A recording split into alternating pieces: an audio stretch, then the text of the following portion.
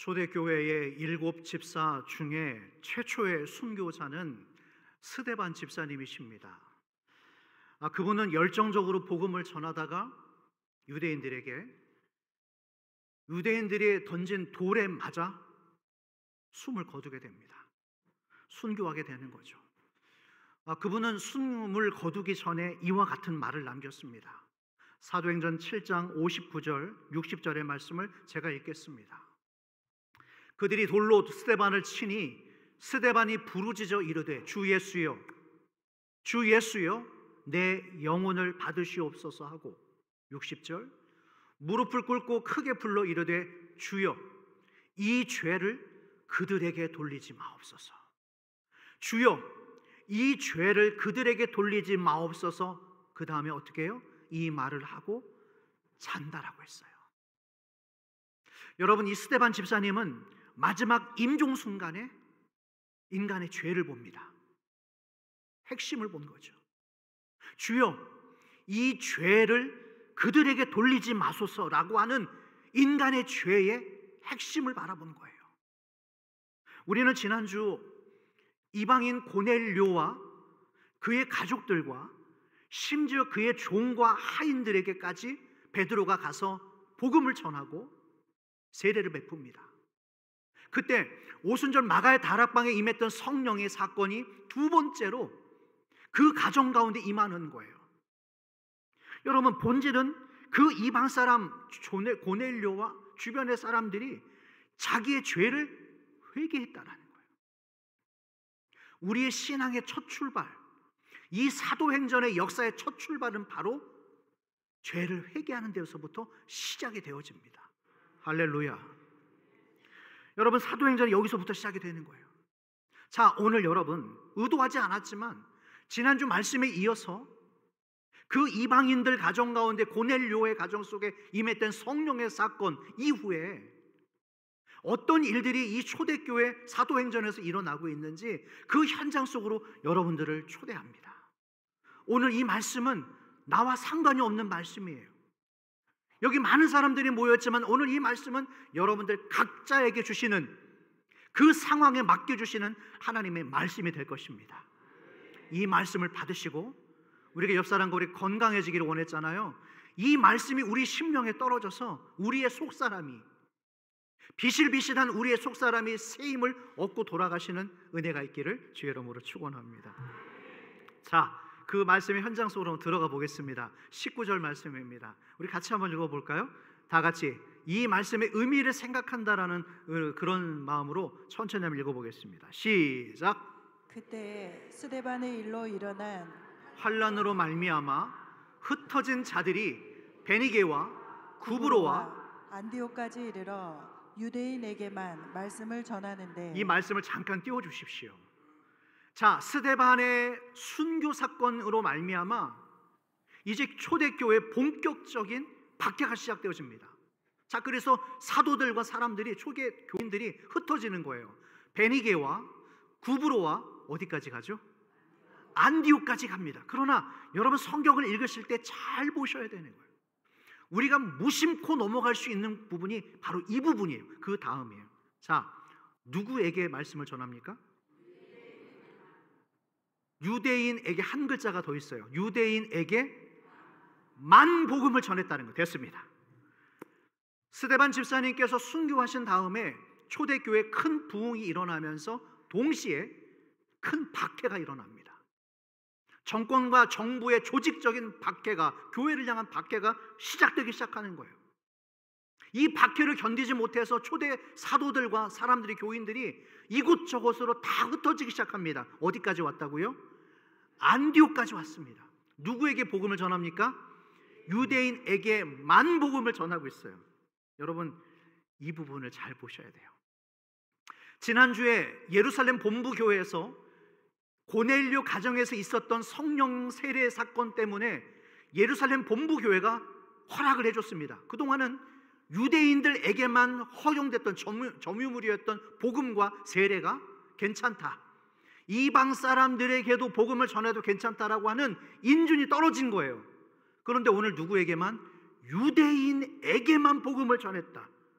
왜 이 사람들이? 여기서 질문.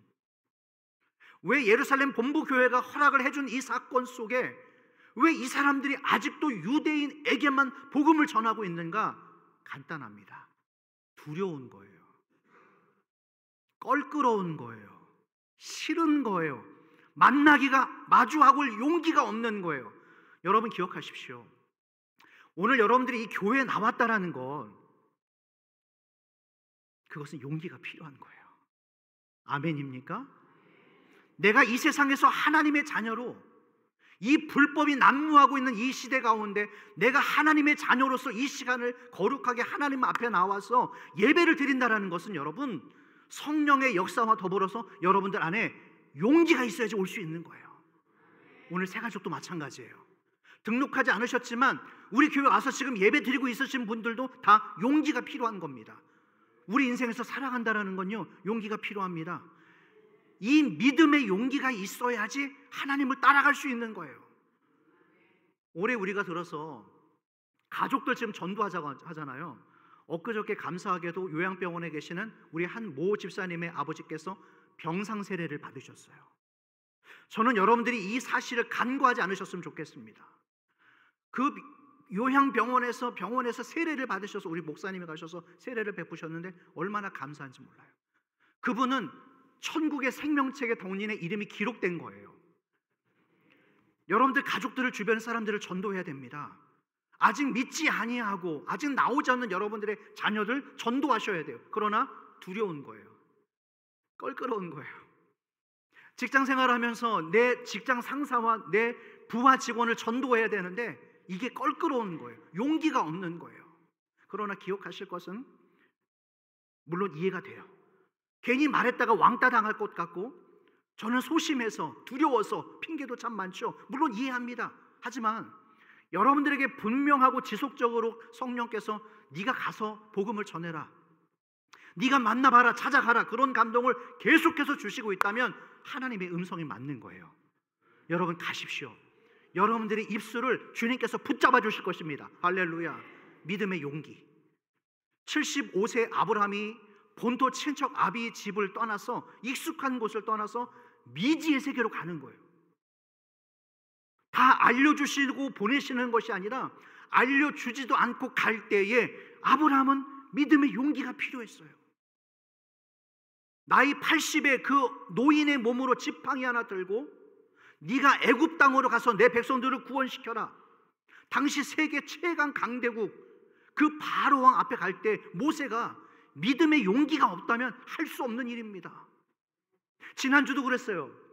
베드로가 그때 당시의 관습과 전통을 어기면서까지 이방인 고넬료의 집에 가서 복음을 전하고 세례를 베푼 것 역시도 믿음의 용기입니다. 우리가 지금 읽고 있는 이 사도행전의 이야기는 그런 용기를 가진 사람들의 이야기예요. 우리 교회가 이 시대에 영적 야성을 잃어버리지 않는 그런 교인들이 되길 축원합니다. 우리 청년들에게도 제가 계속 말하고 있어요. 권면하고 있어요. 청년들이요, 야성을 잃어버리지 마십시오. 야성을 잃어버리면 안 돼요. 우리 교회는 유다의 사자들입니다. 할렐루야. 자, 그런데 오늘 이 19절의 사람들은 그럼에도 불구하고 유대인들에게만 복음을 전하고 있어요. 괜히 이방인들에게 복음을 전했다가 구설수에 휘말리는 것을 원치 않았습니다. 야야, 그냥 조용히 가자. 우리 너무 나대지 말자. 그냥 아는 사람들 우리끼리만 공유하자. 그 사람들이 19절이에요. 유대인에게만, 편한 사람들에게만 복음을 전하자. 그런데 여러분, 이어지는 20절에서는 같은 상황이지만 새로운 패러다임을 가진 사람들이 나와요. 같은 상황이지만, 자, 19절과는 또 다른 사람들이 누군가? 자, 20절의 말씀입니다. 자, 한번 읽어볼까요? 다 같이 시작. 그 중에 구브로와 구레네 몇 사람이 안디옥에 이르러 헬라인에게도 말하여 주 예수를 전파하니. 여러분, 이 말씀을 잘 보셔야 됩니다. 그 중에 19절과 다른 사람을 지금 우리가 찾아가는 거예요. 그 중에 구브로와 구레네 몇 사람이, 그 중에 몇 사람이 어디에 이르러서? 안디옥에 이르러서 누구에게 전했다고요? 이방 사람이에요. 그리스 사람들. 그 중에 몇 사람들이 안디옥에 이르러서 헬라 사람들에게도 뭘 전합니까? 주 예수를 전파했다 됐습니다. 그 중에 몇 사람이 안디옥에 이르러서 이방 사람 헬라인들에게도 복음을, 주 예수를 전했다. 여러분, 예루살렘에서 이 수리아 안디옥까지의 거리가 대략 480km예요. 여러분, 이 수리아 안디옥에 사상 최초로 이방인 교회가 세워집니다. 이방인들 교회예요. 자, 이 교회 이름은 한번 들어보셨을 겁니다. 안디옥 교회예요. 안디옥 교회. 여러분, 이 안디옥 교회로 말할 것 같으면 사도 바울을 배출했고 이방 선교의 핵심적인 그 역할을 감당했던 주력 교회였습니다. 그런 큰 교회를 세운 교회가 바로 이곳이었어요. 여러분, 우리가 지금 인도네시아의 발리에 모든 사람들이 그냥 휴양지로만 생각하는 곳에, 먹고 놀려고 하는 곳에 우리가 지금 교회를 세우려고 하고 있어요. 그 민족과 그곳으로 오는 수많은 전 세계 다양한 사람들을 살리기 위한 이 해남에 있는 작은 변방의 교회가 인도네시아 발리에 교회를 세우려고 하고 있습니다. 저는 그래서 그런지 몰라도 더더욱 오늘 이 사도행전의 이야기들이 더 감동적이에요. 감격적이에요. 여러분, 이 안디옥 교회로 말할 것 같으면 당시 세상 사람들로부터 최초로 저분은 그리스도인들이다, 저 사람도 그리스도인이다, 이분도 그리스도인이다라고 하는 칭찬을 받았던 교회가 바로 이 교회입니다. 역사적인 교회. 여러분, 이처럼 안디옥 교회의 설립은 우리 교회 역사상, 전 세계 교회 역사상 정말 한 획을 그은 너무너무나 귀한 사건인 거예요. 그렇다면 여러분, 이 정도로 중요한 사건이라고 한다면 기록이 돼야 되잖아요. 누가 언제 얼마를 어떻게 어떤 모양으로 헌금을 했다, 봉사를 했다, 이게 기록돼야지 상식이 아니에요, 여러분. 이런 정도의 교회라고 한다면. 그러나 오늘 성경이 20절에서 어떻게 기록했다고요? 그 중에 몇 사람이 헬라인에게 주 예수를 전파했다. 그 중에 몇 사람이, 여러분, 이게 끝이에요. 유대인들에게만 전했던 복음을 자기의 목숨 걸고 안디옥에까지 가서 난생 처음 보는 헬라 민족에게 담대하게 복음을 전했던 이 훌륭하셨던 분들, 이 신실하신 분들이 몇 살이고 네 집 자식이고 이름이 뭐고 출신이 뭐고 그 기록이 전혀 없어요. 찾을래야 찾을 수가 없어요. 여러분, 이분들의 전도로 말미암아 안디옥 교회가 세워지고 교회 개척의 역사를 시작했던 큰 역사의 시작임에도 불구하고 성경은 이 사람들의 이름 석자조차 기억하지 않았어요. 그저 몇 사람이 헬라인들에게 주 예수를 전파했다. 우리는 어때요? 여러분, 이 시대는 어때요? 자기들은 조금 일하고 자기 이름이 실리지 않으면, 우리 이름이, 내 이름이 엄청나게 알려지지 않으면 삐져요. 인정받기를 원합니다. 높임받기를 원합니다. 누가 알아주지 않으면, 누가 나를 세워주지 않으면, 나를 칭찬해주지 않으면 우리는 너무 쉽게 토라져 버리는 거예요. 그러나 여러분, 부탁드립니다. 하나님이 주시는 상과 사람이 주는 상을 구별하십시오. 다시 말합니다. 하나님이 주시는 상과 사람이 주는 상을 구별하십시오. 마태복음 6장에 가시면 예수님이 하늘의 상에 대해서 설명을 해줘요. 너무나 중요한 말씀. 한번 읽어볼까요? 우리 다 같이. 마태복음 6장 1절 2절 시작. 사람에게 보이려고 그들 앞에서 너희 의를 행하지 않도록 주의하라. 그리하지 아니하면 하늘에 계신 너희 아버지께 상을 받지 못하느니라. 사람에게 보이려고 그들 앞에서 너 의를 행하지 마라. 하늘에 계신 너희 아버지께 상을 받지 못할 것이다. 자, 두 번째 2절입니다. 다 같이 시작. 그러므로 구제할 때 외식하는 자가 사람에게서 영광을 받으려고 회당과 거리에서 하는 것 같이 너희 앞에 나팔을 불지 말라. 거기까지만. 나팔을 불지 마라. 여러분, 이 말씀이 오늘 여기에 박혀야 돼요. 사람 앞에서 의를 너의 의를 나타내려고 나팔 불지 마라. 여러분, 이게 무슨 말인가? 주변 사람들의 시선, 칭찬, 박수 쳐주는 것, 그것을 하나님의 상이라고 착각하지 말라는 거예요. 사람에게 받아버린 칭찬은, 만약 여러분들이 사람 누군가에게 칭찬을 받았다면 하나님께 받을 것이 없어지는 거예요. 왜? 이미 사람들 앞에서 다 받아버린 상이기 때문에 하나님이 주실 상급이 없는 거예요. 우리 성가대 찬양 너무 은혜스러워요. 우리 지휘자 선생님, 우리 찬양 인도자 부부가 같이 섬기고 있어요. 얼마나 이 모습이 아름다운지 몰라. 이름 불러가면서 박수 쳐주고 싶어요. 매일매일 새벽마다 아무도 돌아보지 않는 쓰레기를 자기 손으로 다 정리하고, 어제부터 음식을 준비하고, 방송을 준비하고, 수많은 교사들, 우리 목자들, 부목자들 이름 불러가면서 제가 박수 쳐드리고 싶지만 매주마다 그럴 수 없는 것이 왜요? 우리가 박수를 치는 순간, 그분들의 이름이 여기 드러나는 순간 하나님의 상급이, 주실 상급이 사라져버리는 거예요. 오늘 이 본문의 몇 사람들 박해를 피해가지고 멀리 안디옥까지 갔어요. 여러분, 여기 지금 도망 온 겁니다. 도망 왔다면 먹고 살 궁리해야 되잖아요. 새로 이사 왔어요. 주변에 마트가 뭐가 있는지, 학교가 어디 있는지, 직장이 어디 있는지 빨리 살 궁리해야 되지 않겠어요? 내 새끼들 어디 학교로 보내야 될 건지 쉬어야 되지 않겠어요?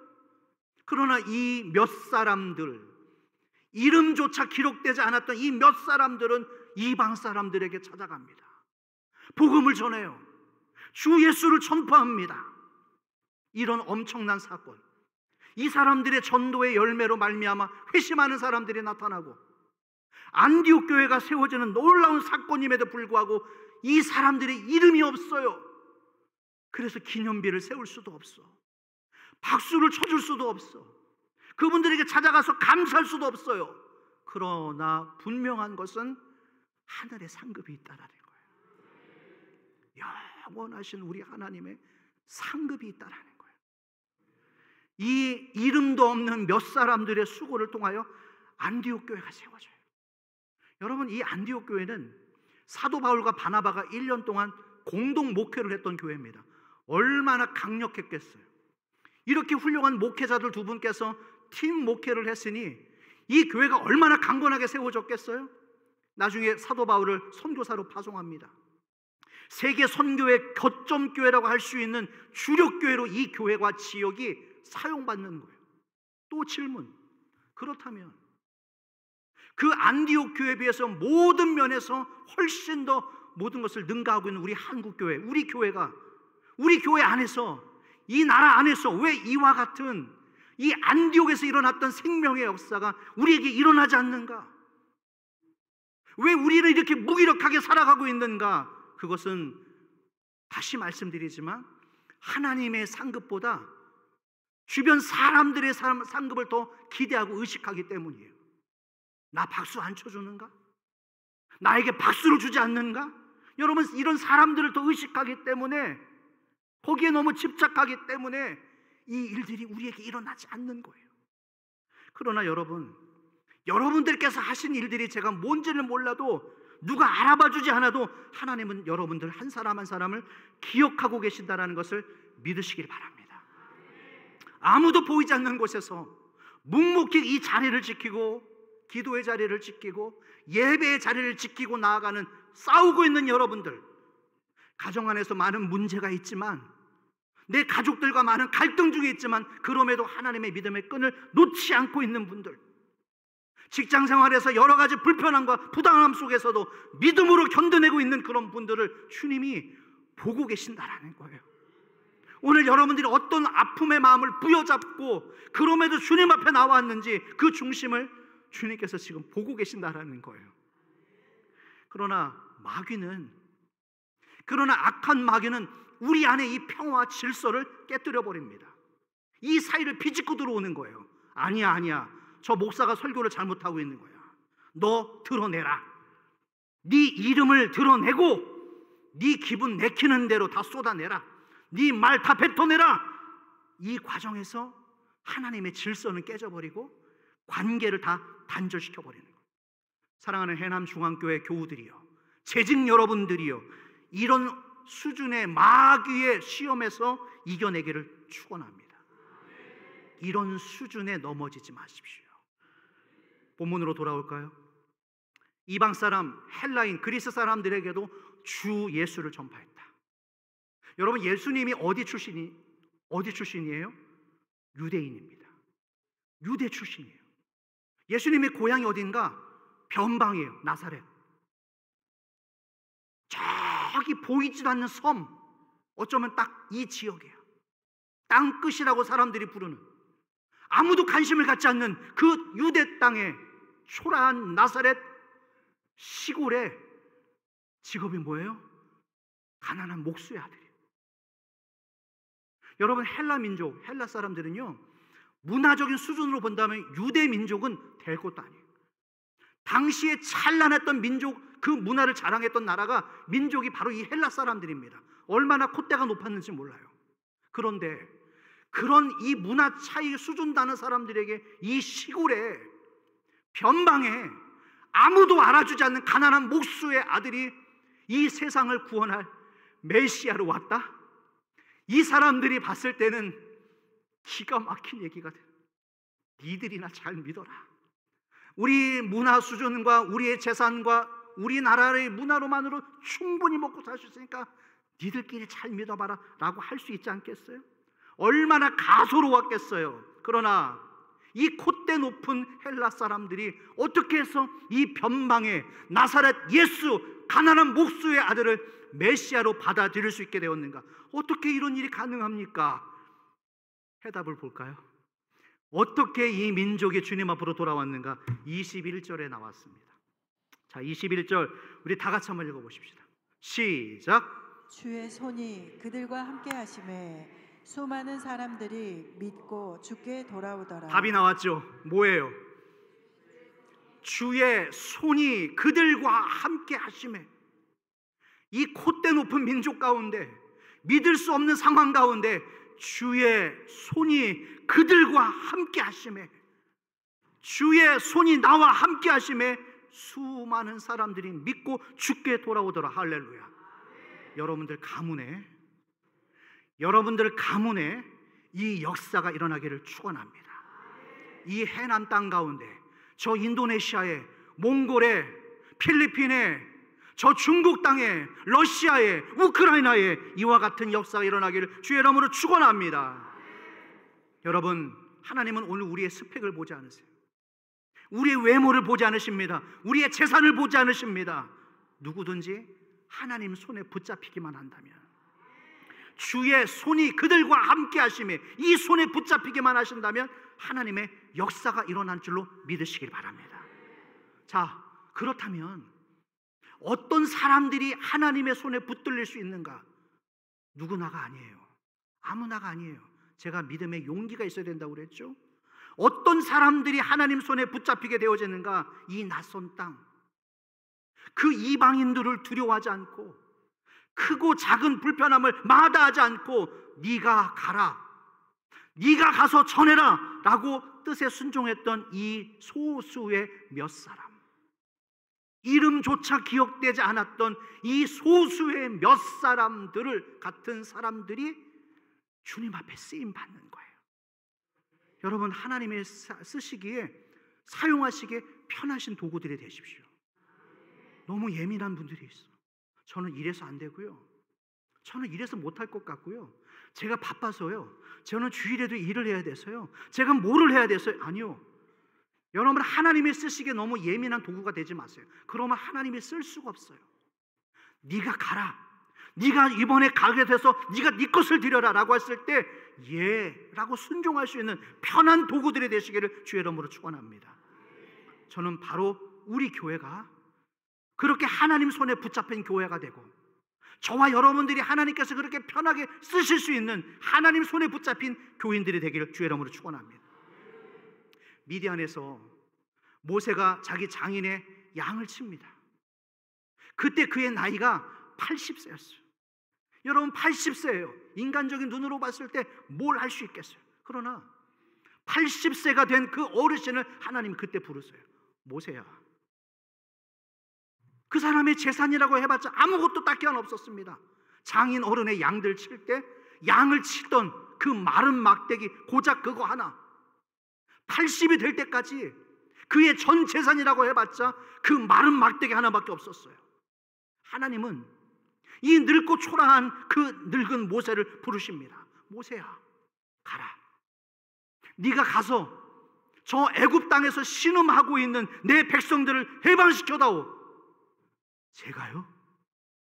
나이가 80인데요? 제가 누구한테 그 일을 합니까? 하나님, 제가 옛날에 그 나라의 왕자여서 잘 알고 있는데 그 바로 왕이라고 하는 인간은요, 씨도 안 먹히는 인간입니다. 아유, 저 못 갑니다. 가는 죽습니다. 그럼에도 하나님께서 이 모세를 거기로 보내시는 거예요. 여러분, 기도하시면서 여러분들이 기도하는 바 하나님이 이후에 나와 내 자녀들을 아주 편안하고 내가 원하는 이상적인 곳으로만 보내실 거라는 기대를 빨리 버리셔야 돼요. 귀 있는 자는 들으십시오. 하나님이 나에게 편안하고 익숙하고 나를 반겨주고 나를 칭찬해주는 사람이 있는 곳으로만 보낼 것을 기대하지 말라는 거예요. 하나님은 우리를 그런 곳으로 보내지 않으십니다. 모세를 하나님께서 보내시면서 큰 군대를 준다거나 가공할 만한 위력의 최신 무기를 주는 것도 아니에요. 모세야, 네가 지금 갖고 다니는 지팡이 있지? 예, 너 그거 들어라. 그 마른 막대기밖에 안 되는 그 지팡이, 너 그거 들어라. 그리고 가라. 이거는 여러분 상식적으로 성립이 안 되는 거예요. 80세의 노인이 그 이스라엘 백성들을 해방시키기 위해서 그 마른 막대기를 가지고 가는 것이 말이 안 되는 거예요. 그러나 모세는 그럼에도 끝끝내 하나님의 명령에 순종하고 갑니다. 믿음은 용기라고 그랬어요. 여러분, 다시 한번 용기를 내십시오. 사방이 막혀 있다고 해서 끝난 건 아니에요. 믿음은 용기입니다. 유일한 자기 무기, 아무것도 아닌 80세의 노인이 마른 지팡이를 하나 가지고 애굽으로 가는 거예요. 바로 왕을 만나러. 자, 그러자 떠나는 모세에게 그 마른 지팡이의 명칭이 이때 바뀌어버립니다. 하나님의 말씀을 순종하고 애굽으로 갈 때에 그 모세의 별 볼 일 없는 지팡이가 명칭이 어떻게 바뀌는지 아세요? 거기 한번 가보십시다. 출애굽기 4장 20절입니다. 출애굽기 4장 20절 다 같이 시작. 모세가 그의 아내와 아들들을 나귀에 태우고 애굽으로 돌아가는데 모세가 하나님의 지팡이를 손에 잡았더라. 어떤 지팡이에요? 어떤 지팡이요? 모세가 떠나기 전까지는 그냥 별 볼 일 없었던 마른 지팡이였습니다. 그러나 하나님께서 이 모세와 함께하는 손이 임하고 나서 마른 지팡이가 아니라 하나님의 지팡이가 되는 거예요. 저와 여러분들은 마른 지팡이에요. 우리가 똑똑해서 여기 와 있다고 생각하잖아요. 내가 모든 것을 다 이뤄서 여기에 왔다고 생각하잖아요. 아니에요. 오늘 저와 여러분들은 마른 지팡이와 같은 사람들입니다. 그러나 우리를 하나님의 지팡이로 바꿔주셨어요. 하나님의 손이 모세와 함께 했다라는 거예요. 여러분, 이 지팡이는 모세가 평소 양을 치던 그냥 별 볼 일 없었던 지팡이였습니다. 그러나 위대하신 하나님의 손이 이 사람과 함께하는 순간에 별 볼 일 없는 마른 지팡이가 아니라 하나님의 위대한 지팡이가 되어서 홍해 바다를 가르고 그 지팡이로 바위를 쳤더니 그 반석에서 물이 솟아나와서 200만 명을 먹이고도 남는 위대한 지팡이가 됐다는 것입니다. 어떻게 해요? 하나님의 손이 모세와 함께 하셨기 때문에 그 영광의 놀라운 손에 우리 교회가 붙잡히고 제가 붙잡히고 여러분들이 붙잡혔기를 주의 이름으로 축복합니다. 부탁합니다. 나는 못 배웠어요. 부족해. 이런 말 할 필요가 없어요. 하나님은 우리의 과거를 묻지 않으세요. 목사님, 저는 부족해서 배운 것이 없어서. 아니요. 하나님의 손 안에 붙잡혀 있을 때 우리는 다른 사람이 되는 거예요. 우리의 과거는 다 지나져 가는 거예요. 내 한계를 뛰어넘는 거예요. 할렐루야. 다윗도 마찬가지죠. 베들레헴에서 아버지 양을 치던 그냥 어린 소년 양치기에 불과했죠. 그러나 무시무시한 골리앗을 죽이고 이스라엘의 왕이 되어서 이스라엘 역사를 위대하게 한 것은 그의 실력이 아니었어요. 다윗은 하나님의 위대한 손 안에 함께 있었다라는 거예요. 탁월하신 하나님 손에 붙들려 있었기 때문에 이 사람의 삶이 탁월해졌습니다. 할렐루야. 그 하나님의 손에 붙잡혀 있었던 다윗이 시편 139편에서 이렇게 고백해요. 하나님의 은혜의 손에 붙들려 있었던 다윗의 고백을 한번 들어보십시오. 이렇게 찬양했어요. 139편 7절에서 10절 우리 한번 다 같이 읽어보십시다. 시작. 내가 주의 영을 떠나 어디로 가며 주의 앞에서 어디로 피하리이까. 내가 하늘에 올라갈지라도 거기 계시며 수월에 내 자리를 펼지라도 거기 계시니이다. 구절은 제가 읽겠습니다. 내가 새벽 날개를 치며 바다 끝에 가서 거주할지라도, 내가 바다 끝에 가서 절벽 속에서도 있을지라도, 10절 말씀입니다. 거기서도 어떻게 해요?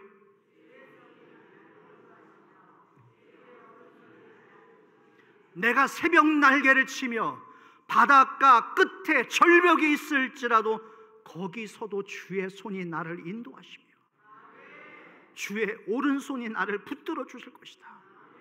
다윗은 이 손을 잊지 않았습니다. 자기가 그 능력의 손 안에 붙잡혀 있다는 것을 믿었다라는 거예요. 그래서 원수가 자기를 공격해 올 때도 흔들리지 않았습니다.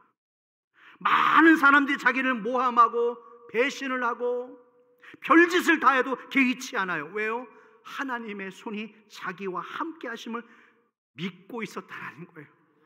여전히 하나님의 능력의 손이 자기를 붙들고 있었다는 것을 확신했다는 것입니다. 할렐루야. 하나님의 손이 여러분들과 함께 하십니다.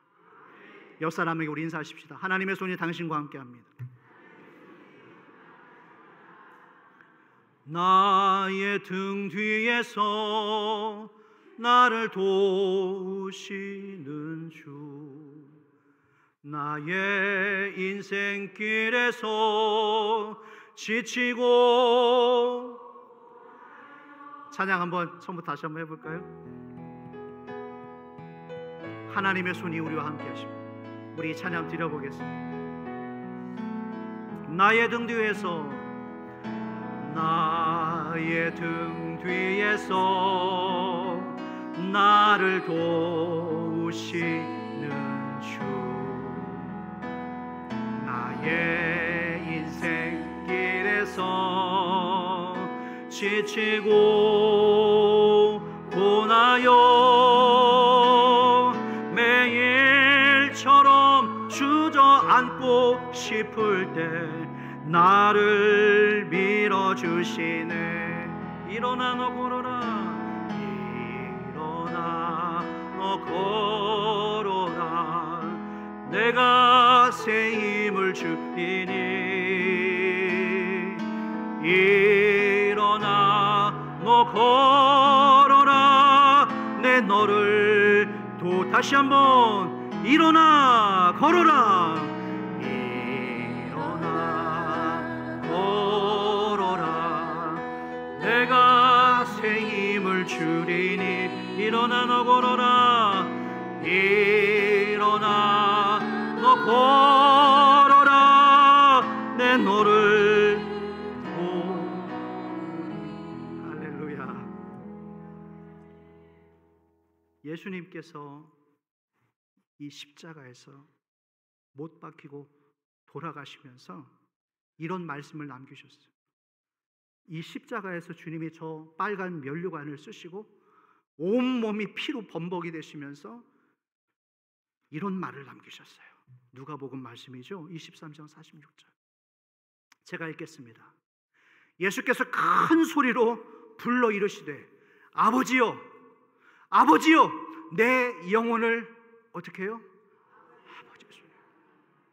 아버지요, 내 영혼을 아버지의 손에 부탁하나이다 하고 이 말씀을 마치신 후 숨을 쉬시니라. 여러분, 예수님조차도 철저히 자신을 하나님 손에 맡기셨어요. 심지어 예수님도 예수님 하나님 손에 맡기셨습니다. 주님이 하나님 손에 자신을 철저히 맡기셨기 때문에 십자가를 질 수 있었고, 사람들이 얼토당토 않는 비난과 공격에도 아랑곳하지 않고 당신께서 주님 아버지 앞에 손을 맡기셨기 때문에 죽음을 깨뜨리고 마침내 부활하실 수 있었다는 것입니다. 오늘 여러분들이 정말로 하나님 손에 붙들려 있다면, 말씀 가운데 붙들려 있다면, 그때부터는 사람이 절대로 두렵지 않아요.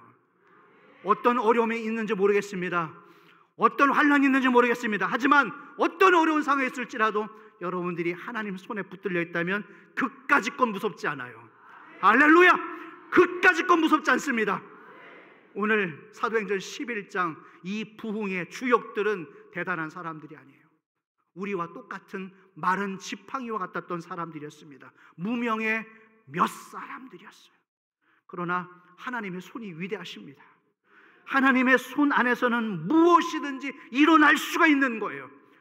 우리를 만드신 창조주의 손, 전능자의 손, 할렐루야.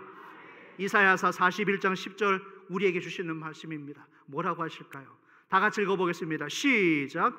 두려워하지 말라. 내가 너와 함께함이라. 놀라지 말라. 나는 내 하나님이 됨이라. 내가 너를 굳세게 하리라. 참으로 너를 도와주리라. 참으로 나의 의로운 오른손으로 너를 붙들리라. 할렐루야. 하나님께서 오늘 여러분들에게 말씀하시는 여러분들의 말씀이에요. 너 두려워하지 마라. 네가 지금 그 일 때문에, 그 관계 때문에 답답해하고 그 물질 때문에 어려워하지만 너 두려워하지 마라. 내가 너와 함께 할 것이다. 나의 의로운 오른손으로 너를 붙들어 줄 것이다. 마른 막대기와 같은 우리들을 주님께서 이와 같은 의로운 오른손으로 붙들어 주신 주님이 두 구절을 더 말씀하세요. 자, 49장 15절 16절 15장 16절 제가 읽겠습니다. 여인이 어찌 그 젖 먹는 자식을 잊겠으며 자기 태에서 난 아들을 긍휼히 여기지 않겠느냐. 그들은 혹시 잊을지라도, 여러분들이 읽어보세요. 나는 너를 잊지 아니할 것이라. 나는 너를 잊지 않았다. 너희들은 나를 잊었을지라도, 너희들은 나를 멀리 했을지라도, 너희들은 나에게 그동안 등을 돌렸을지라도 나는 너를 한 번도 잊은 적이 없다. 할렐루야. 16절 말씀, 16절 말씀 다 같이 시작. 내가 너를 내 손바닥에 새겼고 너희 성벽이 항상 내 앞에 있나니. 여러분, 이 말씀을 보세요. 내가 너를 내 어디에 새겼다고요? 됐습니다. 이건 문신이에요. 하나님의 손 안에 저와 여러분들, 우리 교회 이름이 새겨져 있어요. 여러분, 이건 문신입니다. 문신은 지워지지 않는 거예요. 내가 비록 바보같이 어리석게 살아온 마른 막대기와 같은 삶이었지만 그래도 나는 너를 잊어본 적이 없어. 너는 나를 떠났지만 나는 너를 잊어본 적이 없어. 하나님께서 우리의 이름을 여기 손바닥에 새겨놓은 거예요. 여러분들의 이름이 하나님의 손바닥 안에 지금 새겨져 있는 거예요. 우리가 살면서 때로는 뭔가 급히 우리 손바닥에 뭐 전화번호를 적을 때가 있어요. 이름을 적을 때가 있어요. 여러분, 1시간이 지나지 않아서 그것은 사라져버려요. 흔적도 없이 지워집니다. 그러나 하나님 손바닥 안에 새겨진 저와 여러분들의 이름은 지워지지 않는 거예요.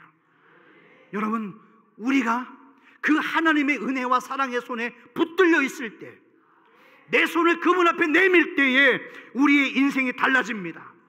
마른 막대기가 아니라 하나님의 지팡이로 바뀌어집니다. 이제 여러분, 손을 내미셔야 돼요. 언제까지 팔짱을 끼고 방관자로, 구견자로 교회를 다니시겠습니까? 아니요, 손을 내밀으십시오. 하나님은 인격적인 하나님이십니다. 내 손을 내밀어서 누가 나 대신 손을 내밀어 주지 않아요. 여러분들이 하나님 앞에 손을 내밀어서 하나님의 손을 붙잡을 때, 그럴 때 귀한 역사가 나타날 줄로 믿습니다.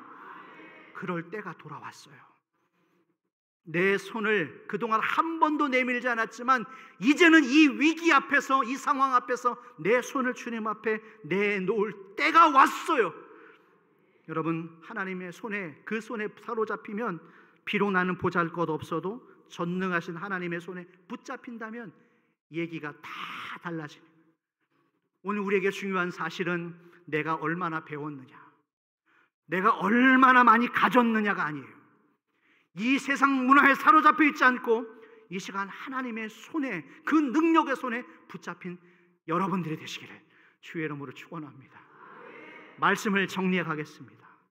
오늘 우리가 읽었던 이 사도행전의 초대교회의 이야기, 이 이야기는 하나님 손에 붙잡힌 사람들의 이야기, 하나님 손에 붙잡혀 있는 교회들의 이야기입니다. 비록 인간적으로 봤을 때 변방에 별 볼 일 없었던 사람들의 이야기였지만, 이 별 볼 일 없었던 사람들이 하나님의 능력에 손을 의지했더니 지중해를 바꾸고 세계의 역사를 바꾸고 교회의 역사를 바꿨던 놀라운 이야기, 그 이야기가 바로 오늘 우리의 이야기요, 우리 교회의 이야기가 되기를 주의 이름으로 축원합니다. 사랑하는 여러분, 여전히 많은 문제가 있을 것입니다. 가정의 문제, 질병의 문제, 자녀들의 문제, 물질의 문제. 이 방송을 보시는, 지난주에 제가 신방했던 그 병상에 계시는 분 역시도 여러분 많은 문제를 안고 삽니다. 하지만 오늘 이 시간에 이 말씀을 들으신 여러분 다 털어내고 가십시오. 이 자리에 여러분들이 가져왔던 모든 무거운 짐들을 다 털어놓으시고 결단하십시오. 나는 더 이상 세상의 손에 붙잡혀 있지 않으리라. 나는 더 이상 나를 유혹하는, 나를 넘어뜨리는 악한 마귀의 손에 놀아나지 않으리라. 나는 하나님 손에 붙잡혀 있으리라. 전능하신 하나님의 손에 붙잡혀 있으리라. 그 결단을 새롭게 하실 때에 여러분의 삶 속에서 이 사도행전의 기적의 역사가 나타나기를 주의 이름으로 축원합니다. 우리 오늘 3번만 결단하십시다. 저를 따라서 찬양팀 나오십시오. 나는 하나님의 은혜 안에 있도다. 안 돼요. 이렇게 해서는 안 돼요. 더 크게 하십시다. 우리 손을 들고 고백하십시다. 나는 하나님의 은혜 안에 있도다. 나는 하나님의 은혜 안에 있도다. 마지막으로 나는 하나님의 은혜 안에 있도다. 할렐루야. 될 줄로 믿습니다. 찬양하며 나아가겠습니다.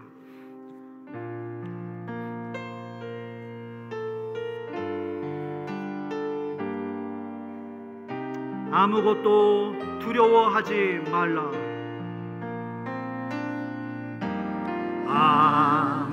아무것도 두려워 말라. 주 나의 하나님이 지켜주시. 놀라지 말라. 놀라지 마라. 겁내지 마라. 겁내지 마라. 주님이 나를 지켜주시. 다시 한번 할까요? 아무것도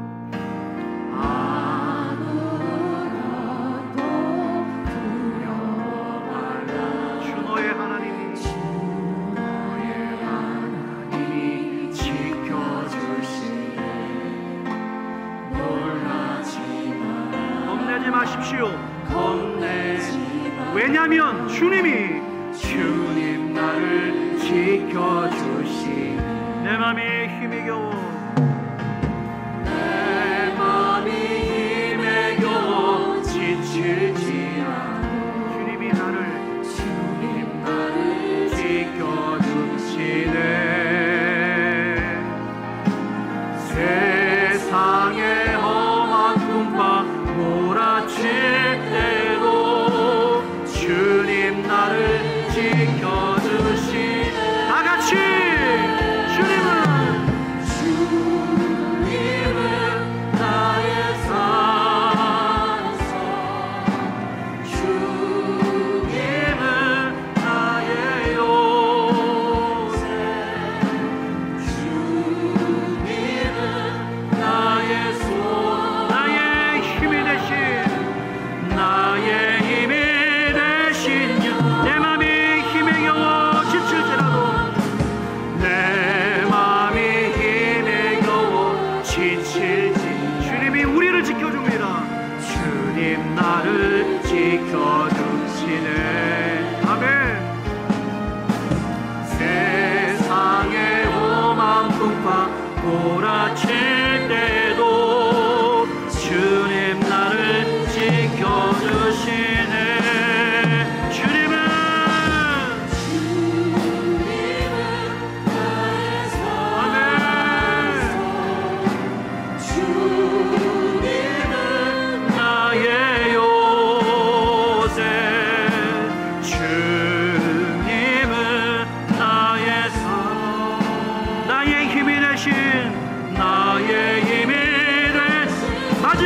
주님은 나의